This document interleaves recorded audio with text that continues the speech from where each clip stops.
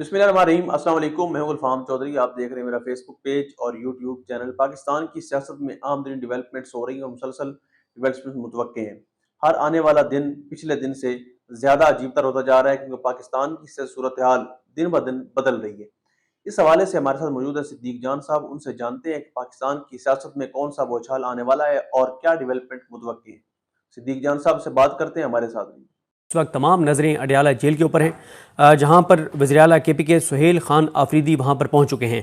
आज Islamabad high court में बहुत अहम केस की समाअत थी, जिस केस में यह था कि मार्च 2024 में मार्च 2025 में शायद लार्जर बेंच का एक फ़ैसला आया था, और इससे पहले भी खैर कई अदालती फ़ैसले थे जिनके मुताबिक इमरान खान साहब जो हैं उनके साथ मुलाकातों के हवाले से SOPs बनाए गए थे, और बताया गया था कि मंगल को इमरान खान साहब की उनके वकला से मुलाकात होगी, मंगल को इमरान खान साहब की उनकी फैमिली से मुलाकात होगी, जुमेरात को इमरान खान साहब की उनके पॉलिटिकल लीडर्स के साथ मुलाकात होगी, और उसके SOPs बनाए गए थे। लेकिन उन SOPs पर अमल नहीं हो रहा था, और इमरान खान साहब की जो जुमेरात की मुलाकातें हैं अपने पॉलिटिकल लीडर्स के साथ, वो कई माह से बंद हैं। वो मुलाकातें बिल्कुल नहीं कराई जाती। एक भी पॉलिटिकल लीडर की कई माह से मुलाकात नहीं करवाई गई। दूसरा जो मामला है वो है जो मंगल वाली मुलाकातें हैं, उसमें भी कई माह से इमरान खान साहब की उनकी फैमिली से मंगल को मुलाकात नहीं कराई जाती, उनकी बहनों से। लेकिन ये जो पिछले 3-4 माह में आपने मुलाकातें देखी इमरान खान साहब की बहनों के साथ, ये मुलाकातें जब हेयरिंग होती थी तोशाखाना 2 केस की या GHQ हमला केस की, तो उस हेयरिंग के दौरान इमरान खान साहब की उनकी फैमिली से मुलाकात करवा दी जाती थी। यहाँ तक कि जो मंगल को मुलाकातें हुई भी तो वो तब हुई जब मंगल को इमरान खान साहब की उनकी कोई केस होता था, समाअत होती थी, तब उनकी बहनों से मुलाकात हो जाती थी। लेकिन एक ये भी डेवलपमेंट हुई कि ये जो अभी परसों जो मंगल गुजरा है, आज यानी जुमेरात है, परसों जो गुजर गया है मंगल, उसमें कई माह बाद इमरान खान साहब की 2 बहनों से मंगल को जो है वो मुलाकात हुई है, वरना इमरान खान साहब की मंगल को बहनों से मुलाकात भी मुकम्मल तौर पर बंद कर दी गई थी। और एक वकील मिले फैसल मलिक साहब।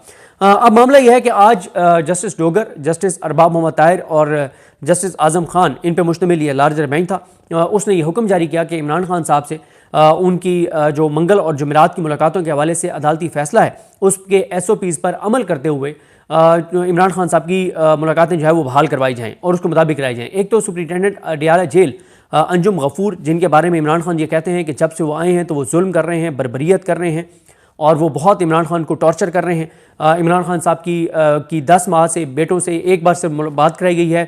इमरान खान साहब की फैमिली से मुलाकातें नहीं कराई जाती। इमरान खान साहब की इमरान खान साहब के डॉक्टर्स की इमरान खान साहब तक रसाई नहीं है, उनकी लीगल टीम की उन तक रसाई नहीं है।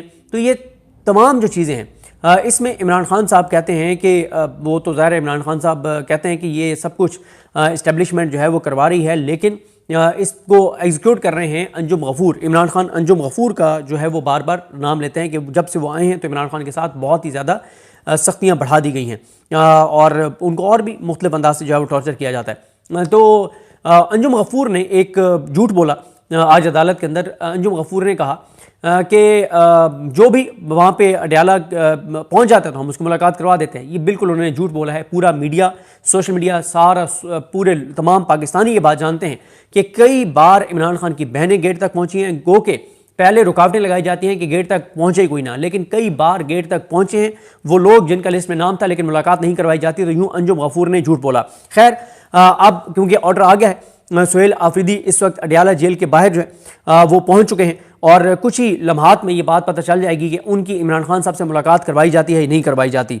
सुहेल आफरीदी जो है वो उन्होंने आज इस्लामाबाद हाई कोर्ट में भी ये बात वाज़ेह की रिपोर्टर से मुलाकात में कि इमरान खान साहब से जब तक उनकी मुलाकात नहीं होती तब तक वो काबीना अनाउंस नहीं करेंगे, और वो इस हवाले से दबाव भी बढ़ा रहे हैं। मैंने इससे जुड़ी और चीज़ें और जो PTI की मुमकिन कॉल है उस पर बात करनी है, लेकिन एक चीज़ और आज बहुत अहम थी कि जेल रूल्स की एक शिक थी 265, जिसको इस्लामाबाद हाई कोर्ट के आज़ाद जज जस्टिस सरदार एजाज इसाक खान साहब उन्होंने उस शिक को कलअदम कर दिया। उन्होंने बहुत बड़ा एक फ़ैसला दिया। जस्टिस सरदार एजाज इसाक खान वो ये जज हैं जो अपने हलफ से वफाक करने वाले एक आज़ाद जज हैं, दबंग जज हैं, और ये वो जज हैं जिनके खिलाफ सुप्रीम जुडिशल कौंसिल में जस्टिस याहिया खान ने कार्रवाई आगे बढ़ाने का फैसला किया है, क्योंकि ये भी इस वक्त बहुत ही ज़्यादा पूरे सिस्टम को खटक रहे हैं। Chief justice Pakistan justice Yahya Afridi इस वक्त हर उस जज के खिलाफ नज़र आते हैं परसेप्शन की हद तक जो आज़ादाना फैसले कर रहा है, जो अपने हलफ से वफाक कर रहा है, जो पाकिस्तान और पाकिस्तान के मफाद में काम कर रहा है, जो पाकिस्तानियों का सोचता है, जो पाकिस्तान की आने वाली नस्लों का सोचता है, तो उसके बारे में ये तासुर है इस वक्त वकला के अंदर। वकला कहते हैं कि जस्टिस जाही अफरीदी किसी एक भी ऐसे जज को बर्दाश्त नहीं कर रहे इस वक्त, और वो चाहते हैं कि ये सारे सिस्टम से निकल जाएं, मुस्ताफ़ी हो जाएं, या इनको फारिग कर दिया जाए जो आज़ादाना फैसले कर रहे हैं। क्योंकि जस्टिस जाही अफरीदी के और जस्टिस अमीनुद्दीन खान, आप जिसको भी सुन लें, मैं अभी कामरान खान साहब को सुन रहा था नुक्ता पे, जिसमें उनके साथ हसनात मलिक साहब थे और आमिर सईद अब्बासी साहब थे, तो वो भी ये बात कह रहे थे कि जस्टिस अमीनुद्दीन खान और जस्टिस जाही अफरीदी के तमाम फैसले इस सिस्टम से हम आंग हैं, सिस्टम को उनसे कोई मसला नहीं है। तो सरदार एजाज खान साहब का जो फैसला था, उन्होंने जो शिक थी जेल रूल्स की, जिसके मुताबिक ये था कि कोई कैदी कोई पॉलिटिकल बात नहीं कर सकता, उस शिक को उन्होंने गैर आईनी करार देते हुए उन्होंने कलअदम कर दिया। और ये बात जहन में रखनी चाहिए कि ये शिक जनरल ज़िया उल हक के दौर में आई थी। जनरल ज़िया उल हक नहीं चाहते थे कि जो भी उस वक्त सियासी कैदी थे, ख़ासतौर पे उस वक्त भुट्टो जो है वो जेल में थे, तो जनरल ज़िया उल हक नहीं चाहते थे, जो डिक्टेटर था जनरल ज़िया उल हक, वो नहीं चाहता था कि कोई पॉलिटिकल बात बाहर आए। तो जनरल ज़िया उल हक ने उस वक्त ये रूल बनवाया था, जेल रूल्स में तब्दीली करवाई थी। और अब जनरल ज़िया उल हक के सियासी वारिस जो हैं, और जिनको मियाँ नवाज शरीफ उनकी कब्र पे खड़े होकर कहते थे कि रोते थे मियाँ नवाज शरीफ और कसमें खाते थे कि मैं आपके मिशन को आगे बढ़ाऊंगा, तो बिल्कुल जनरल ज़िया उल हक के रूहानी बेटे मियाँ नवाज शरीफ की बेटी, जो एक तरह से ज़ाहिर है रूहानी तौर पर पोती हुई जनरल ज़िया की, क्योंकि मियाँ नवाज शरीफ जब उनके मुंह बोले बेटे थे और रूहानी बेटे थे, तो मियाँ नवाज शरीफ की बेटी फिर पोती हुई जनरल ज़िया की। तो जनरल ज़िया की पोती की हुकूमत ने आज अदालत से रुजू किया है कि जनरल ज़िया का बनाया हुआ वो कानून जो जेल रूल्स का था उसको बहाल किया जाए। जस्टिस सरदार एजाज खान ने जो उसको कलअदम किया तो बड़ी ज़्यादती किया, बड़ा गलत किया। तो जनरल ज़िया का हमें वो कानून बहुत पसंद है और उस कानून को बहाल किया जाए कि इमरान खान कोई सियासी बात ना करें। तो इसकी हद तक फैसला महफूज हुआ है, देखते हैं क्या होता है।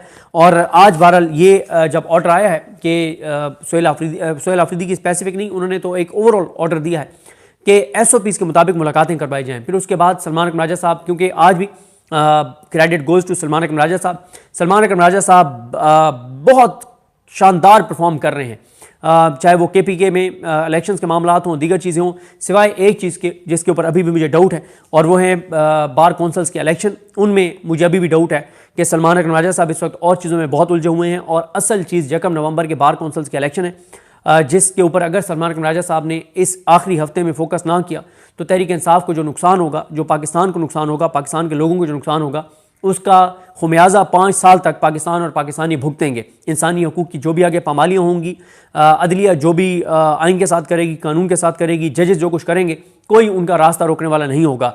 लेकिन अगर बार कौंसल्स के इलेक्शंस जीत जाती है, तहरीक इंसाफ के हमायत याफ्ता उम्मीदवार जीत जाते हैं, तो फिर अदलिया के सामने एक रुकावट खड़ी हो जाएगी, जिस तरह की अदलिया जो है वो फैसले कर रही है इस वक्त। तो ये है मामला, उसके हद तक फैसला महफूज हुआ है। बाकी आज अगर उनकी मुलाकात हो जाती है सुहेल आफरीदी साहब की, तो बहुत बड़े ऐलानात सामने आ सकते हैं। एक तो काबीना के हवाले से वो इमरान खान साहब से डिस्कस करेंगे, दूसरा वो इस चीज़ को देखेंगे कि जो कॉल है नवंबर की देनी है नहीं देनी, एहतजाज को किस तरह से आगे लेकर चलना है। इमरान खान उनको आज ही कोई तारीख बता देते हैं, या आज इमरान खान उसका कोई जिक्र नहीं करते, पहले जो पैगाम भिजवाया हुआ है उसी पे इत्तफा करते हैं और नई हदायत क्या देते हैं। क्योंकि ये बात तय है कि इमरान खान साहब सुहेल आफरीदी साहब से मुलाकात में, या सुहेल आफरीदी साहब। जी बिल्कुल, जिस तरह से आपने सुना कि सिद्दीक जान साहब ने पाकिस्तान की सियासी डेवलपमेंट के हवाले से अहम तरीन हक़ाइक़ हमारे सामने रखे और बताया कि इस वक्त कौन सी कंप्रोमाइज्ड क़यादत है जो इमरान खान साहब की पीठ में झूला घूम रही है, और पाकिस्तान की दीगर सियासी जमातों का इस वक्त सियासत के अंदर क्या किरदार है। अब तक के लिए इतना ही। अपने मेज़बान को इजाज़त दीजिए। पाकिस्तान जिंदाबाद।